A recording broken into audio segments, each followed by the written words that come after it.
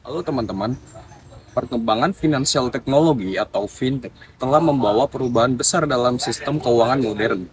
Fintech memungkinkan masyarakat untuk melakukan berbagai layanan keuangan secara digital seperti transaksi pembayaran, investasi, hingga pinjaman online.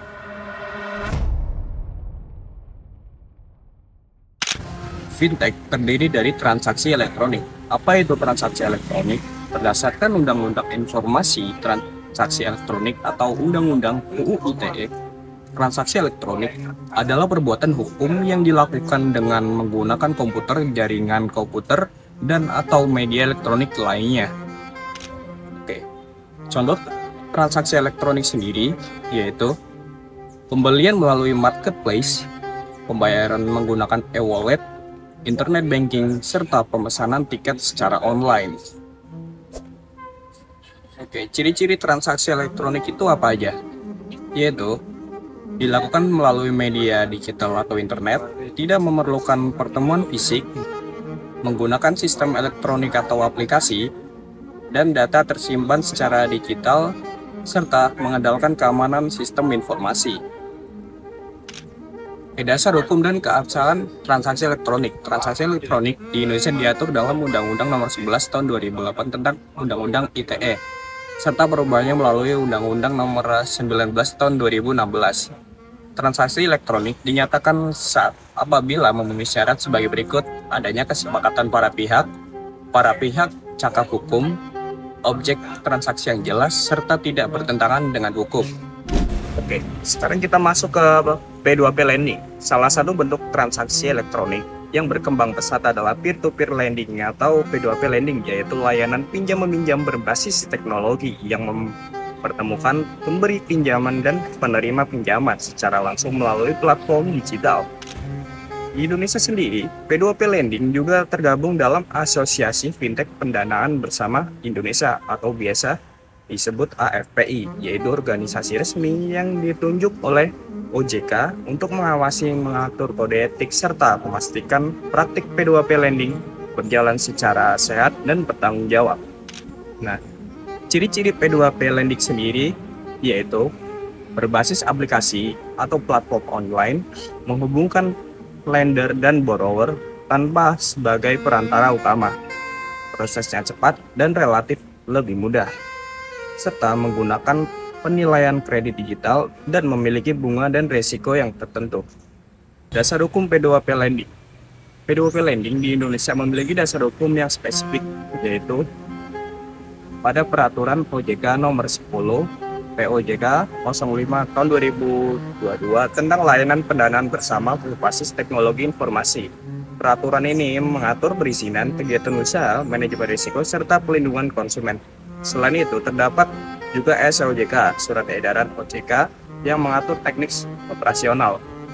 Penyelenggara wajib terdaftar dan diawasi oleh OJK serta mengikuti kode etik dari AFPI sebagai asosiasi resmi. Kemudian cara kerja P2P lending. Cara kerjanya meliputi yang pertama, peminjam mengajukan pinjaman melalui aplikasi. Kedua, platform melakukan analisis kelayakan. Yang ketiga, pemberi dana menyalurkan pinjaman. Keempat, peminjam mengembalikan dana beserta bunga sesuai dengan kesepakatan. Perlu diingat, terdapat pula risiko antara lain bunga yang tinggi, potensi gagal bayar, serta keamanan data. Untuk itu, tips aman bertransaksi P2P lending yaitu gunakan platform yang terdaftar di OJK, lindungi data pribadi, pahami syarat dan ketentuan, serta lakukan transaksi secara bijak. Terima kasih. Halo teman-teman, di sini saya akan menjelaskan tentang financial technology. Di era digital saat ini, teknologi sudah berkembang pesat, termasuk dalam bidang keuangan yang dikenal sebagai financial technology atau fintech. Fintech adalah penggunaan teknologi untuk mempermudah layanan keuangan seperti pembayaran digital, pinjaman online, dan investasi. Salah satu teknologi penting dalam fintech adalah blockchain. Blockchain adalah sistem pencatatan digital yang terdesentralisasi, artinya data tidak hanya disimpan di situ, data disusun dalam blok yang saling terhubung dan sulit diubah sehingga lebih aman dan transparan. Contoh penggunaan blockchain adalah cryptocurrency, yaitu mata uang digital seperti Bitcoin di Indonesia. Cryptocurrency bukan alat pembayaran yang sah, tetapi digunakan sebagai investasi. Selain cryptocurrency, ada juga yang namanya robo-investing. Robo-investing yaitu layanan investasi otomatis berbasis algoritma yang memudahkan pengguna untuk berinvestasi. Dalam hukum bisnis, fintech Indonesia diawasi oleh OJK, Bank Indonesia, dan Bapeti. Namun masih ada tantangan seperti perlindungan konsumen dan keamanan data juga. Kesimpulannya yaitu fintech memberikan kemudahan tetapi tetap harus digunakan dengan bijak. Terima kasih. Baik, saya akan menjelaskan tentang crowdfunding. Jadi crowdfunding itu adalah teknik penggalangan dana yang melibatkan banyak orang. Seperti yang kita ketahui, kalau investasi itu perorangan, maka tidak dengan crowdfunding. Nah, kenapa seperti itu? Karena crowdfunding itu sumber daya itu terkumpul dari beberapa orang. Kita bisa sederhanakan seperti ini. Ada suatu sekumpulan orang yang akan mendanai suatu proyek bisnis daripada satu atau dua investor. Nah, keuntungannya apa dari crowdfunding ini?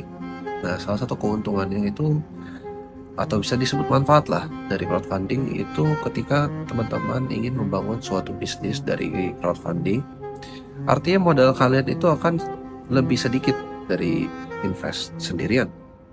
Keuntungannya itu pertama, pengajuannya online.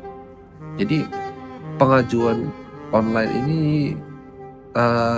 kalian tidak harus bersusah payah harus menghubungi calon investor bisnis kalian.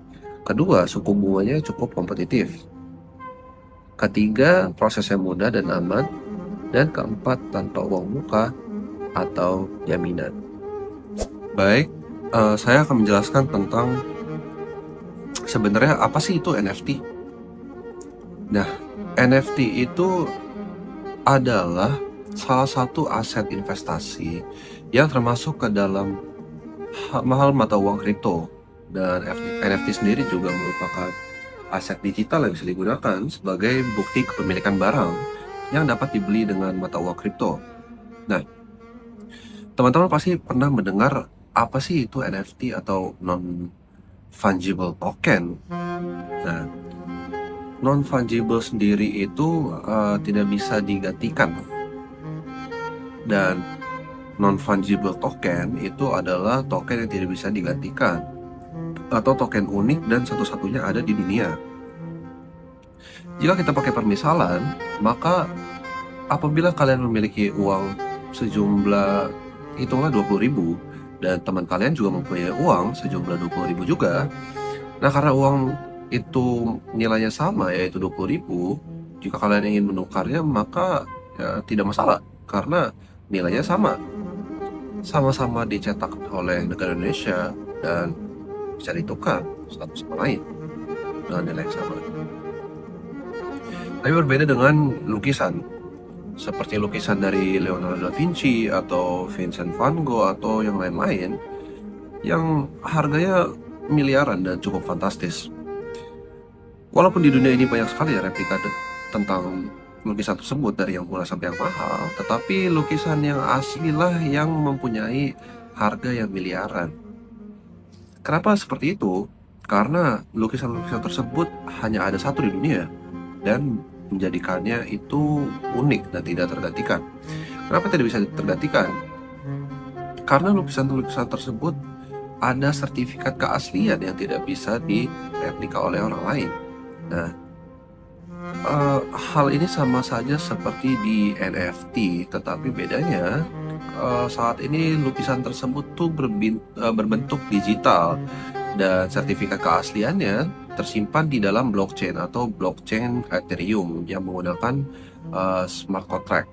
Nah, NFT sendiri itu bukan cuma lukisan sih, ada banyak sekali sih bentuknya. Salah satu itu kalau teman-teman pernah dengar itu meme coin atau NFT, PFP atau profile picture, masih banyak lagi sih. Dan sebenarnya semua orang bisa mengcopy art tersebut, tapi selalu ada art-art yang originalnya sih.